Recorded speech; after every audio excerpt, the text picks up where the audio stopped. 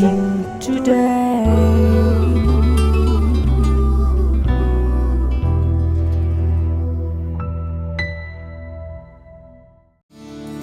This program is sponsored by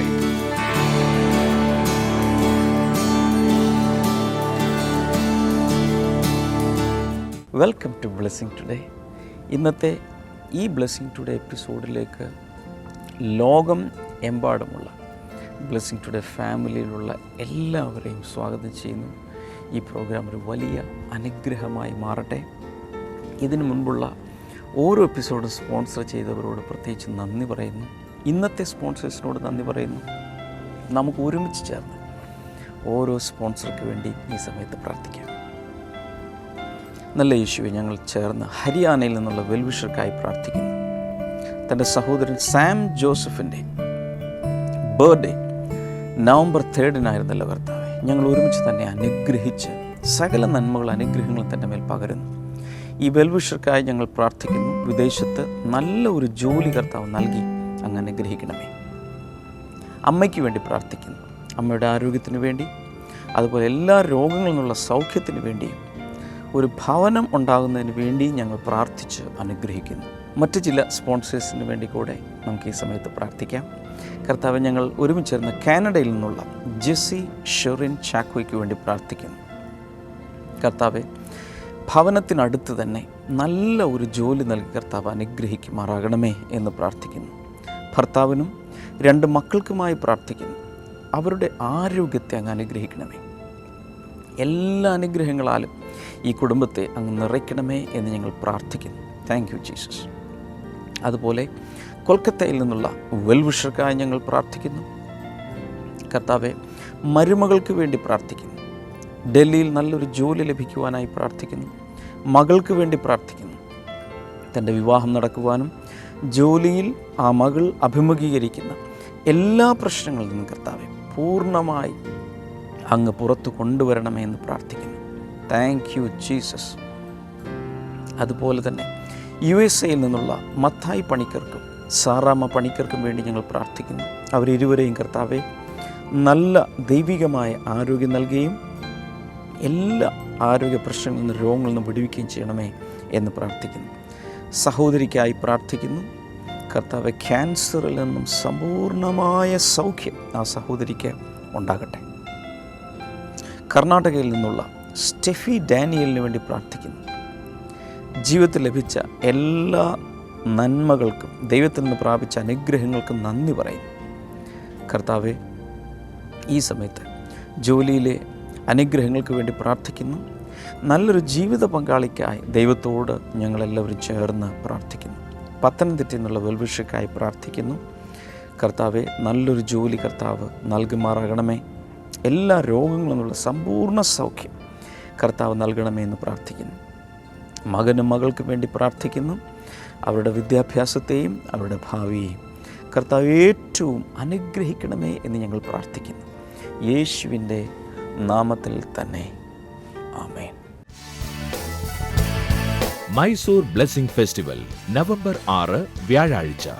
സമയം വൈകിട്ട് 5 മുതൽ ശ്രീ ജഗൻമോഹൻ പാലസ്, ദേവരാജ് മൊഹല്ല, ബസ് സ്റ്റാൻഡിന് സമീപം, Mysore. Mangalapuram blessing festival November 7 വെള്ളിയാഴ്ച. സമയം വൈകിട്ട് 5 മുതൽ ഡോൺ ബോസ്കോ ഹാൾ, അമ്പൻകട്ട, ജ്യോതി സർക്കിളിന് സമീപം, Mangalapuram. Kannur blessing festival November 8 ശനി.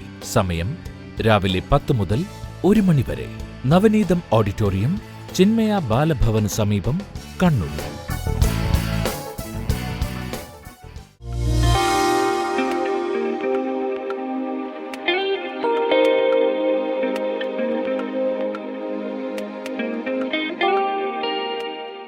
ഇവര് മനോജ്, സുജ, ഇവർ രണ്ടുപേരും പാലക്കാട് നിന്നാണ് വന്നേക്കുന്നത്. പാലക്കാട് നിന്ന് ഈ ഒരു സാക്ഷ്യം പറയാൻ വേണ്ടി പാലക്കാട് നിന്ന് ഇവിടെ വന്നിരിക്കും. പാലക്കാട് നിന്ന് സാക്ഷ്യം പറയാൻ വേണ്ടി സാക്ഷ്യം പറയാൻ നിൽക്കട്ടെ. ഒന്ന് കൈയടിച്ചവരെ അഭിനന്ദിക്കാമോ? എത്ര ദൂരം താണ്ടി ഇവിടെ വന്നിരിക്കുന്നു. ഗ്രേറ്റ്. ഇവർക്ക് വളരെ കുറച്ച് മാസങ്ങളേ ആയുള്ളൂ ഇവർ ബ്ലെസ്സിംഗ് ടുഡേ TV പ്രോഗ്രാം കാണാൻ തുടങ്ങിയിട്ട്. ഏകദേശം ഒരു 5 മാസം എന്നാണ് അവർ പറഞ്ഞത്. സഹോദരി BSc നഴ്സിംഗ് കഴിഞ്ഞു. അതിനുശേഷം 2 വർഷമായിട്ട് ജോലിക്ക് വേണ്ടിയിട്ട് പുറത്തേക്ക് വിദേശ രാജ്യത്തേക്ക് ജോലിക്ക് വേണ്ടി ട്രൈ ചെയ്തിരുന്നു. ഏകദേശം 4-5 ഇൻ്റർവ്യൂ താൻ അറ്റൻഡ് ചെയ്തു. അതിലൊന്നും തന്നെ തനിക്ക് ജോലി കിട്ടിയില്ല. ഓക്കെ. ഇവർ പറഞ്ഞത് കഴിഞ്ഞ ഏപ്രിൽ മാസം ഷൊർണൂർ നമ്മുടെ ബ്ലെസ്സിങ് ഫെസ്റ്റിവൽ നടന്ന സമയത്ത് ഇവർ TV പ്രോഗ്രാമിൽ കണ്ട് അവിടെ വന്നു. ഈ സഹോദരി പറഞ്ഞത് അതിനുശേഷം 2 ദിവസം കഴിഞ്ഞപ്പോൾ ഒരു ഇൻ്റർവ്യൂ ഉണ്ടായിരുന്നു. ആ ഇൻ്റർവ്യൂവിൽ ദൈവം ചെയ്ത അത്ഭുതം, ഈ സഹോദരിക്ക് ജോലി ശരിയായി. ഓക്കെ. ജോലി കിട്ടിയതിന് ശേഷം അതിനോട് ബന്ധപ്പെട്ട് തനിക്ക് ജോലി കിട്ടിയത് സൗദിയിലുള്ള അവിടെ മിനിസ്ട്രി ഓഫ് ഹെൽത്തിൽ അവിടുത്തെ എംഒച്ചിലാണ് അവിടെ കിട്ടിയത്. അവിടെ കിട്ടിയ സമയത്ത് അതിനു വേണ്ടി ഒരു മെഡിക്കൽ ചെക്കപ്പുകൾ നടത്തണമായിരുന്നു. മെഡിക്കൽ ചെക്കപ്പുകൾ നടത്തിയ സമയത്താണ് അറിഞ്ഞത് തൻ്റെ ഹെപ്പറ്റൈറ്റിസ് C അത് 1.32 ആ ഒരു കൗണ്ടിലേക്ക് അത് ഉയർന്നിരുന്നു. നോർമൽ ലെവലിലേക്ക് വന്നെങ്കിൽ 1 അത് താഴെ വരണം. ഇവർ പറഞ്ഞത് 3-4 പ്രാവശ്യം കണ്ടിന്യൂസ് ആയിട്ട് ചെക്ക് ചെയ്തിട്ടും ആ ലെവലിൽ ഒരു മാറ്റമില്ല. അപ്പോൾ അവർ ചെക്കപ്പ് ചെയ്തിരുന്ന വ്യക്തികൾ ഇപ്രകാരം പറഞ്ഞു, അതിന് കൂടിക്കഴിഞ്ഞാൽ അവർക്ക് അതിനോട് ബന്ധപ്പെട്ട അസുഖമുണ്ട്, ഇവർക്ക് ഗൾഫിലേക്ക് പോകാൻ പറ്റില്ല. എന്നാൽ ആ സമയത്ത് ഈ സഹോദരി ചെയ്തത് TV പ്രോഗ്രാം ദിവസം തോറും കാണുമായിരുന്നു. ഒരു ദിവസം TV പ്രോഗ്രാം കണ്ടുകൊണ്ടിരുന്നപ്പോൾ ടിവിയിലൂടെ പറയാണ്, ഹെപ്പറ്റൈറ്റിസ് B-C ഈ അസുഖങ്ങളുള്ള വ്യക്തികളെ കർത്താവ് സൗഖ്യമാക്കുന്നു. ഈ സഹോദരി അത് കണ്ടുകൊണ്ടിരിക്കുകയാണ്. ഇവർ പറഞ്ഞത് പിറ്റേ പ്രാവശ്യം ചെക്ക് ചെയ്ത സമയത്ത് അതൊന്നിന് താഴേക്ക് വന്നു, നോർമൽ ലെവലിലേക്ക് അത് വന്നു. മോൾക്ക് എന്താ പറയാനുള്ളത് ഇവരോട്? ദൈവത്തിന് നന്ദി. 5-6 മാസം മുമ്പ് ഞങ്ങൾ ഇതുപോലെ ഷൊർണൂർ നടന്ന ഫെസ്റ്റിവലിൽ ഏകദേശം ആ സൈഡിൽ ഞങ്ങൾ 2 പേരും പ്രയർ തുടങ്ങി. കുറച്ച് കഴിഞ്ഞ് ലേറ്റായിട്ട് വന്നു. പ്രയർ തീരുന്നതിന് മുമ്പ് പോവുകയും ചെയ്തു. ആരെക്കൊണ്ടും പ്രാർത്ഥിപ്പിച്ചില്ല. ഞങ്ങൾ 2 പേരും കൈപിടിച്ച് പ്രാർത്ഥിച്ച്, ആരും ശ്രദ്ധിക്കാത്ത ഒരിടത്ത് പോയിരുന്ന് പ്രാർത്ഥിച്ച് വന്ന് ഇന്ന് എല്ലാവരും ശ്രദ്ധിക്കുന്നിടത്ത് കർത്താവിനെ ഇവിടെ നിർത്തി. ഇപ്പൊ മനസ്സിലായി. അന്ന് ഷൊർണൂരിൽ വന്നപ്പോൾ ആരാലും വൈകി വന്നു, നേരത്തെ പോയി, ആരെക്കൊണ്ടും പ്രാർത്ഥിപ്പിച്ചില്ല, ആരുമായിട്ടും മീറ്റ് ചെയ്തില്ല. പക്ഷെ ഇന്ന് എല്ലാവരും കാണത്തക്ക രീതിയിൽ സ്റ്റേജിൽ കർത്താവ് നിർത്തി. മീനിങ് രഹസ്യത്തിൽ നമ്മുടെ പ്രാർത്ഥനകൾ അറിയുന്ന കേൾക്കുന്ന ഒരു ദൈവമുണ്ട്. അവൻ രഹസ്യത്തിലല്ല ഉത്തരം നൽകുന്നത്, പരസ്യമായി ഉത്തരം നൽകും. That is powerful. ഗ്രേറ്റ്. കൈകളടിച്ച യേശുവിന് നന്ദി പറയാം.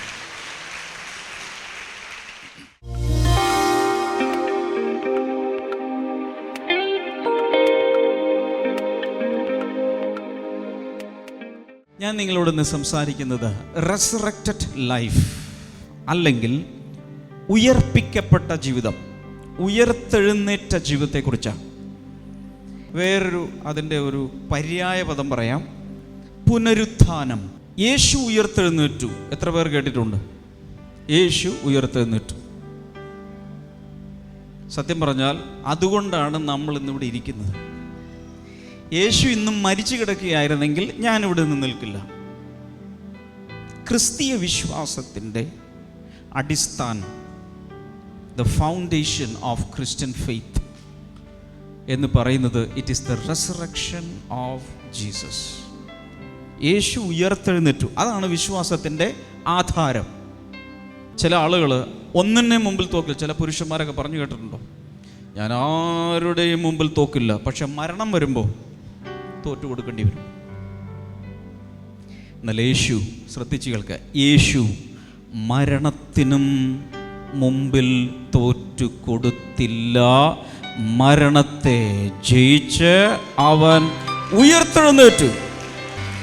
ഒരു പുരുഷനും ഒരു സ്ത്രീക്കും ഇന്ന് വരെ സാധിക്കാത്തത് ഉയർത്തെഴുന്നേറ്റിട്ട് യേശു പറഞ്ഞു, ദാ നോക്ക്, മരണത്തിൻ്റെയും പാതാളത്തിൻ്റെയും താക്കോൽ എൻ്റെ കയ്യിൽ തൂങ്ങിക്കിടക്കുകയാണ്.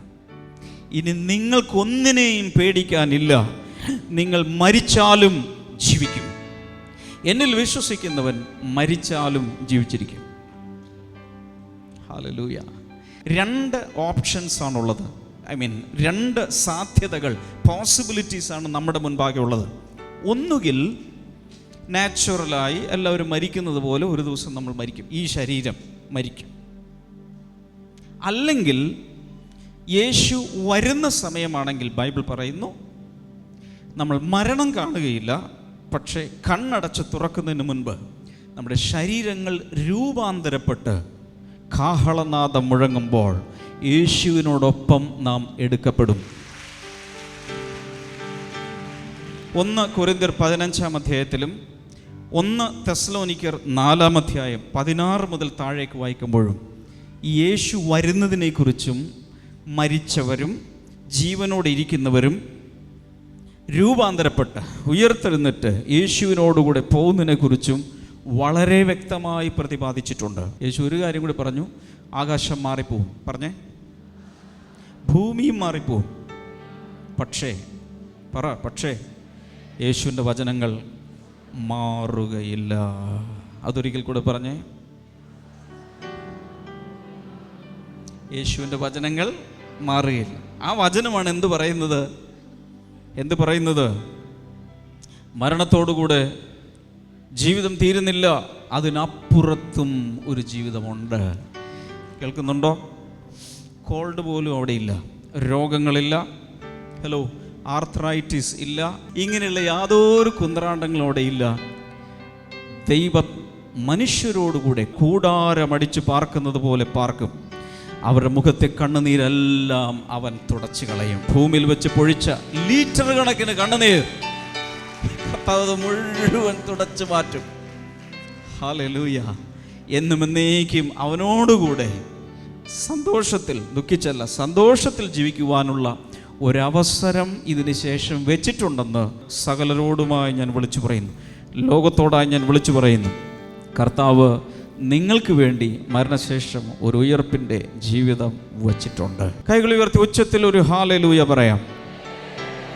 ഉയർപ്പ് 2 രീതിയിലുണ്ട്. പറഞ്ഞേ, കുറച്ചുകൂടെ ഉറക്കെ പറ. എല്ലാവരുടെയും ഇങ്ങനെ വിരൽ പിടിച്ചിട്ട് പറ, ഉയർപ്പ് 2 രീതിയിലുണ്ട്. അടുത്ത ആളെ കാണിച്ചിട്ട് പറ, ഉയർപ്പ് 2 രീതിയിലുണ്ട്. തിരിഞ്ഞ് ഇപ്പുറത്തേക്ക്, ഉയർപ്പ് 2 രീതിയിലുണ്ട്. ഇനി കേട്ടോ, ഏതൊക്കെയാണ് 2 രീതിയിൽ ഉയർപ്പ്? 1, ശരീരത്തിൻ്റെ ഉയർപ്പ്, പറയും. 2, ആത്മാവിൻ്റെ ഉയർപ്പ്. യേശു, ശ്രദ്ധിച്ചു കേൾക്കുക, ഈ ഭൂമിയിലേക്ക് വരുന്നതിന് മുൻപും ചില ഉയർത്തെഴുന്നേൽപ്പുകൾ നടന്നിട്ടുണ്ട് ശരീരത്തിൻ്റെ. യേശു വരുന്നതിന് മുൻപ്, ഉദാഹരണത്തിന് പ്രവാചകന്മാരുണ്ടായിരുന്ന കാലത്ത്, ഏലിയാവിൻ്റെ, ഏലീശയുടെയൊക്കെ കാലത്ത് ചില സ്ത്രീകളുടെ മക്കൾ മരിച്ചു പോയപ്പോൾ പ്രവാചകൻ ചെന്ന്, മരിച്ചു, ആത്മാവ് വിട്ടുപോയി, കുഞ്ഞ് മരിച്ചുപോയി, പക്ഷെ പ്രവാചകൻ ചെന്ന് ആ കുഞ്ഞിൻ്റെ മേൽ കിടന്ന്, ദൈവമേ ഇവൻ്റെ ആത്മാവിനെ മടക്കിത്ത എന്ന് പറഞ്ഞപ്പോൾ കുഞ്ഞ് കണ്ണൊക്കെ ചെമ്മി തുമ്മി എഴുന്നേറ്റ് പോയി. ഉയർപ്പ്, ശരീരത്തിൻ്റെ ഉയർപ്പ്. ഇതുപോലെ പലതും നടന്നിട്ടുണ്ട്. ഇനി യേശു ഭൂമിയിൽ ശുശ്രൂഷിച്ചു കൊണ്ടിരുന്ന കാലത്ത് തിരുവെഴുത്തിൽ രേഖപ്പെടുത്തപ്പെട്ടതായി 3 ഉയർപ്പ് നടന്നിട്ടുണ്ട്. എല്ലാവർക്കും പെട്ടെന്ന് മനസ്സിലേക്ക് ഓടി വരും. ലാസറെ യേശു ഉയർത്തെഴുന്നേൽപ്പിച്ചു. ശരിയാണല്ലോ? വേറൊന്ന് പറയാമോ? ഒരു പള്ളിപ്രമാണിയായിരുന്ന യായിറോസിൻ്റെ മകളെ യേശു ഉയർത്തെഴുന്നേൽപ്പിച്ചു.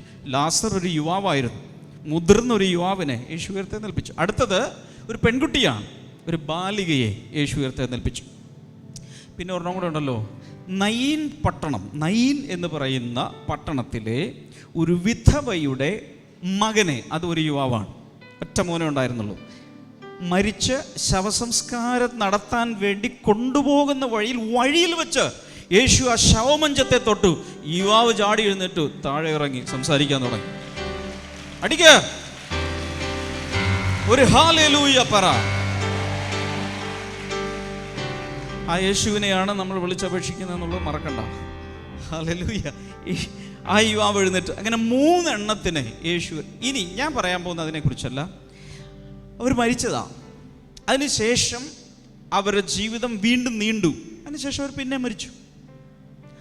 ഉദാഹരണത്തിന് ഞാൻ ചിന്തിക്കുക, ജായിറോസ് എന്ന് പറയുന്ന ആ പള്ളിപ്രമാണിയുടെ മോള് രോഗം പിടിച്ച് മരിച്ചു. യേശു അവിടെ ചെന്നിട്ട് തലീഥ ഖൂമി എന്ന് പറഞ്ഞു, ബാലെ എഴുന്നേൽക്കുക, പറഞ്ഞേ, ബാലെ എഴുന്നേൽക്കുക എന്ന് പറഞ്ഞപ്പോൾ അവൾ കണ്ണ് ചിമ്മി എഴുന്നേറ്റു.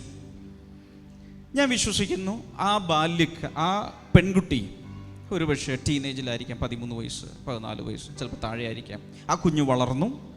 ശ്രദ്ധിക്കുന്നുണ്ടോ? ആ കുഞ്ഞു വളർന്നു. ഈ ബൈബിളിലില്ല, എൻ്റെ സങ്കല്പമാണ്. ആ കുഞ്ഞ് വളർന്നു, വലുതായി, കൗമാരപ്രായത്തിലായി, വിവാഹാലോചന വന്നു. പെൺകുട്ടിയെ വിവാഹം കഴിച്ചു കൊടുത്തു, മക്കളുണ്ടായി, വളർന്നു, മക്കളെ വിവാഹം ചെയ്തു. ഒരു പക്ഷേ കൊച്ചുമക്കളെയൊക്കെ കണ്ട് ഒരു ഗ്രാൻഡ് മദറായി കൊച്ചു കുഞ്ഞുങ്ങളെയൊക്കെ പരിപാലിച്ച ശേഷം അവൾ ഒരു ദിവസം മരിച്ചു. ഇനി യേശു ഉയർത്തെഴുന്നേൽപ്പിച്ച ആ സമയം മുതൽ അവളുടെ മരണം വരെയുള്ള ജീവിതത്തെ നമുക്ക് എന്ത് വിളിക്കാം?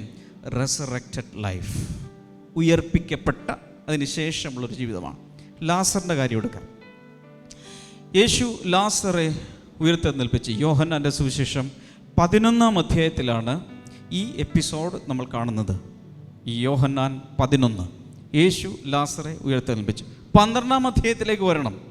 12-ാം അധ്യായത്തിലേക്ക് വരുമ്പോൾ കാണുന്നത് ഒരു വലിയ സദ്യ നടക്കുകയാണ്. ഒരു ഭയങ്കരമായ ഒരു ഫീസ്റ്റ് നടക്കുകയാണ്, ഒരു സദ്യ.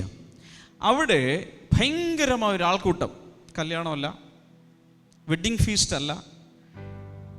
അവിടെ നടത്തപ്പെട്ട വിരുന്ന് 2 ഗസ്റ്റ് ഉണ്ടായിരുന്നു. അവിടെ വായിച്ചു നോക്കിയാൽ 2 വിശിഷ്ട അതിഥികൾ. 1 യേശു, 2 മരിച്ചിട്ട് ചത്തിട്ട് 4 ദിവസം കൊണ്ട് ശരീരം ഏതാണ്ട് ചീഞ്ഞു തുടങ്ങിയ സമയത്ത് സ്വന്തം പെങ്ങന്മാർ പറഞ്ഞു, സിസ്റ്റേഴ്സ് പറഞ്ഞു, മണം, ഇനി ഒന്നും ചെയ്യാതിരിക്കുക നല്ലത് എന്ന് വരെ പറഞ്ഞ സ്ഥലത്ത് ലാസറേ പുറത്തു വാ എന്ന് പറഞ്ഞുകൊണ്ട് ലാസറിൻ്റെ പേര് വിളിച്ച് ശവക്കുഴിയുടെ പുറത്ത് കൊണ്ടുവന്ന, മരിച്ചിട്ട് വീണ്ടും ജീവിച്ച ഒരു മനുഷ്യനെ കാണാൻ വേണ്ടി പല നാടുകളിൽ നിന്നും ആളുകൾ അവിടെ വന്നിരുന്നു. യോഹന്നാൻ 12 ആദ്യത്തെ വാക്യങ്ങൾ. അപ്പൊ 2 ഗസ്റ്റ് ആരൊക്കെയാ? 1 യേശു ഉയർപ്പിച്ചവൻ, 2 ഉയർപ്പിക്കപ്പെട്ട ലാസർ. ഈ ലാസറെ കാണാൻ വേണ്ടി കൂടെ ജനക്കൂട്ടം വന്നു. ചത്തുപോയ ഒരാൾ ജീവിച്ചു ഒന്ന് കാണണ്ടേ, അത് എന്താണ് ചാകുന്നതെന്നും ചാകുന്നതിന് ശേഷമുള്ള അനുഭവം എന്തെന്നും ഉയർപ്പിക്കപ്പെട്ട ശേഷമുള്ള അനുഭവം എന്തെന്ന് കാണാൻ വേണ്ടി ആൾക്കൂട്ടം വന്നു. ഒരു വലിയൊരു എക്സിബിഷൻ പോലെ അവിടെ നടന്നത്. അടുത്തത് നയീൻ പട്ടണത്തിലെ വിധവയുടെ മകൻ. നയീൻ പട്ടണത്തിലെ വിധവയ്ക്ക് ഭർത്താവില്ല. കാരണം എന്താണ്? എങ്ങനെ അറിയാം? വിധവയാണ്. അവിടെ പറഞ്ഞിട്ടുണ്ട്, വിധവയ്ക്ക് ഭർത്താവില്ല, ഒരു മകനേ ഉള്ളൂ. ഈ വിധവയുടെ മുഴുവൻ സ്വപ്നങ്ങളും ആരുടെ മേലായിരുന്നു? തൻ്റെ മോൻ്റെ അല്ലേ? ആ മോൻ വളർന്ന് വേലയെടുത്ത് കൊണ്ടുവന്ന് ഇനിയൊരു ഫ്യൂച്ചർ. ഭർത്താവ് പോയി, സ്വപ്നങ്ങൾ മുഴുവൻ തകർന്നടിഞ്ഞ ആ സ്ത്രീയെ യേശു സ്വപ്നങ്ങൾ മടക്കി നൽകി അനുഗ്രഹിച്ചു. എന്തിലൂടെ? മകനെ ഉയർപ്പിച്ചതിലൂടെ. ഒരു ചങ്ങനാശ്ശേരി ഹല്ലേലൂയ പറയാമോ? ഈ 3 പേരുടെയും കാര്യത്തിൽ ഉയർപ്പിക്കപ്പെട്ട ശേഷം ഇങ്ങോട്ടുള്ള ജീവിതം എന്ത് ജീവിതമായിരുന്നു? റെസറക്റ്റഡ് ലൈഫ്, അല്ലെങ്കിൽ ഉയർപ്പിക്കപ്പെട്ട ജീവിതം, പുനരുത്ഥാനം ചെയ്ത ജീവിതം. എല്ലാവർക്കും ആ ഭാഗ്യം കിട്ടിയിട്ടില്ല. എന്നാൽ ഞാൻ ഇവിടെ നിൽക്കുന്നത് 2 കാര്യങ്ങൾ പറയാനാണ്. 1, മരിച്ചവരെ ശാരീരികമായി ഉയർത്തെഴുന്നേൽപ്പിച്ച യേശുവിന് ഇനി പറയുന്ന വാക്കുകൾ ശ്രദ്ധിക്കണം. മരിച്ചുപോയ വ്യക്തികളെ ഉയർത്തെഴുന്നേൽപ്പിക്കാൻ യേശുവിൻ്റെ കയ്യിൽ ശക്തിയുണ്ടെങ്കിൽ നമ്മുടെ ഓരോരുത്തരുടെയും ജീവിതത്തിൽ മരിച്ചുപോയ, ജീവനില്ലാതായ മേഖലകളെ ഉയർപ്പിച്ച് വീണ്ടും മടക്കി വരുത്തുവാൻ യേശുവിൻ്റെ കയ്യിൽ ശക്തിയുണ്ട്. ഇതിനിങ്ങനെ ഒന്നും കൈയടിച്ചാൽ പോരാ. ഒരു വലിയ ഹല്ലേലൂയ പറയാം. എത്ര പേർക്ക് വിശ്വാസമുണ്ട്? മരിച്ചുപോയ, കൈമോശം സംഭവിച്ച, ജീവനറ്റുപോയ ഏത് മേഖലകളെയും, എന്ന് വെച്ചാൽ ഒന്നുകൂടി തെളിച്ച് പറയാം, ദാമ്പത്യ ജീവിതം, ബിസിനസ്, സാമ്പത്തിക മേഖല, കുഞ്ഞുങ്ങളുടെ വിദ്യാഭ്യാസം, ജോലി, എന്തു വേണേലും പറഞ്ഞു. ഒരിക്കലുണ്ടായിരുന്നു, നഷ്ടപ്പെട്ടു, ഇന്ന് ജീവനില്ലാതായി, മൃതമായി, ഫ്രോസണായി. അങ്ങനെയുള്ള ജീവിതത്തിലെ ഏത് മേഖലകളിലും ഉയർപ്പിൻ്റെ ശക്തിയെ അയച്ച് ഒരു ചത്ത ശരീരത്തെ മാത്രമല്ല, ജീവിതത്തിൻ്റെ മേഖലകളിൽ തൻ്റെ ഉയർപ്പിൻ്റെ ശക്തി അയക്കുവാൻ യേശുവിൻ്റെ കയ്യിൽ ശക്തിയുണ്ട്.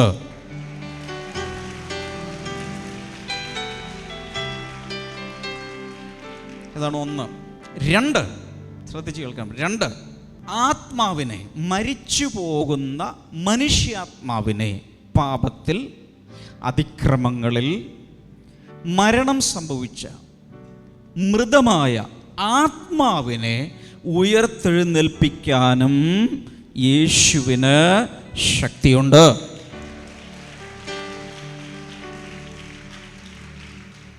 ഇതിലേറ്റവും പ്രധാനമാണ് ആത്മാവിൻ്റെ പുനരുദ്ധാരം, ആത്മാവിൻ്റെ ഉയർപ്പ്. ബൈബിൾ പറയുന്നു, പാപം സംബന്ധമായി മരിച്ചവരായിരുന്ന നമ്മെയും അവൻ ക്രിസ്തുവിൽ ഉയർപ്പിച്ചു.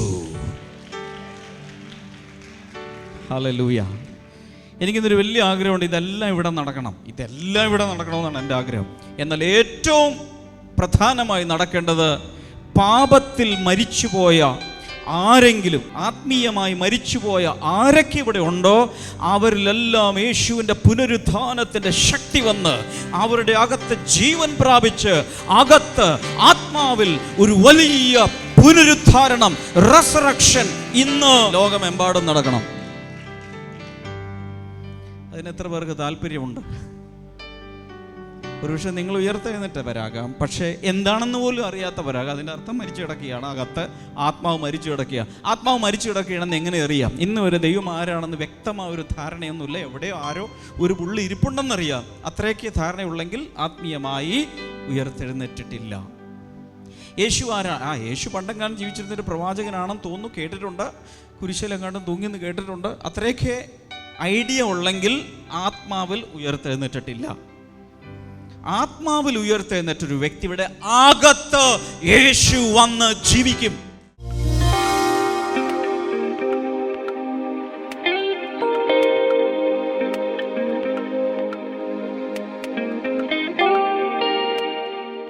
ഈ സമയത്ത് നമുക്ക് ഒരുമിച്ച് ചേർന്ന് പ്രാർത്ഥിക്കാം. വിശ്വാസത്തോടുകൂടെ യേശുവിൻ്റെ അടുക്കിലേക്ക് വരുമ്പോൾ വിശ്വാസത്തെ അവൻ മാനിക്കും.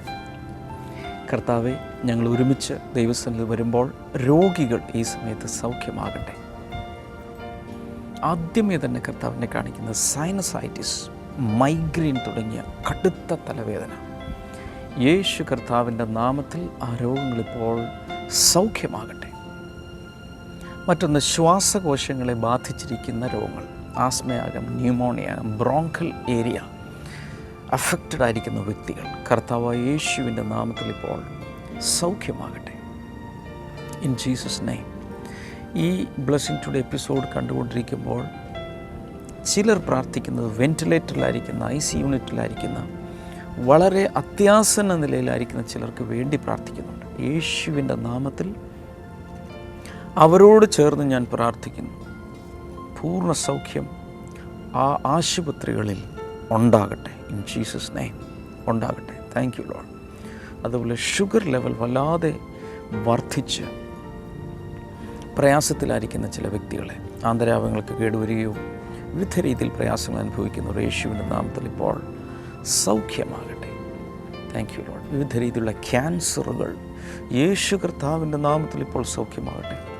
കുഞ്ഞുങ്ങളില്ലാത്തവർക്ക് വേണ്ടി ഈ സമയത്ത് നമുക്ക് ഒരുമിച്ച് ചേർന്ന് പ്രാർത്ഥിക്കാം. യേശുവിൻ നാമത്തിൽ അത്ഭുതകരമായ പൈതങ്ങളെ കൊടുക്കണമേ. Thank you Jesus. മദ്യപാനത്തിൽ നിന്ന് പുറത്തു വരേണ്ടവർക്കായി, പുകവലി, മറ്റുള്ള ദുശീലങ്ങളിൽ നിന്ന് പുറത്തു വരേണ്ടവർക്കായി കർത്താവ് ഞങ്ങൾ പ്രാർത്ഥിക്കുന്ന യേശുവിൻ്റെ നാമത്തിൽ വലിയൊരു വിടുതൽ ഉണ്ടാകട്ടെ. Thank you Jesus. ദൈവിക വിടുതലിനായി നന്ദി പറയുന്നു.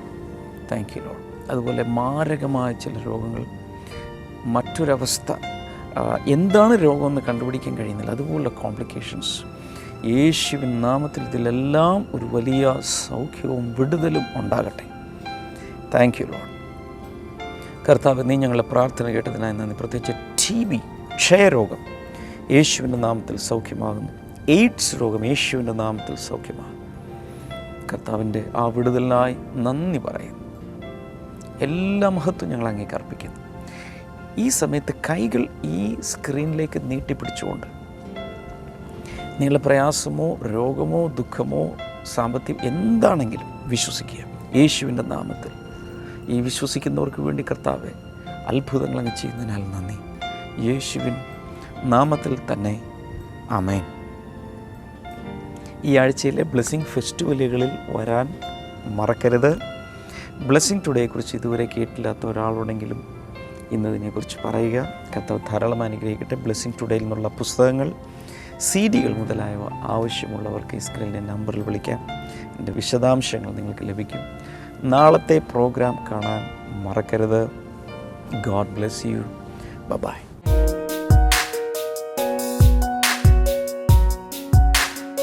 Welcome back to Bible and U.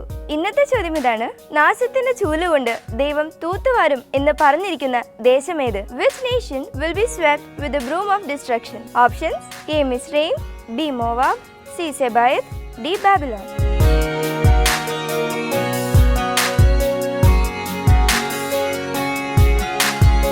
നിങ്ങളുടെ ഉത്തരങ്ങൾ 9645221221 എന്ന നമ്പറിലേക്ക് SMS ചെയ്യുക. ചെയ്യേണ്ട format BT space ABC/D space നിങ്ങളുടെ പേരും പൂർണ്ണ മേൽവിലാസവും. ശരി ഉത്തരം അയക്കുന്നവർക്ക് സമ്മാനങ്ങൾ നൽകുന്നത് ആയം ബുക്സ് ആണ്.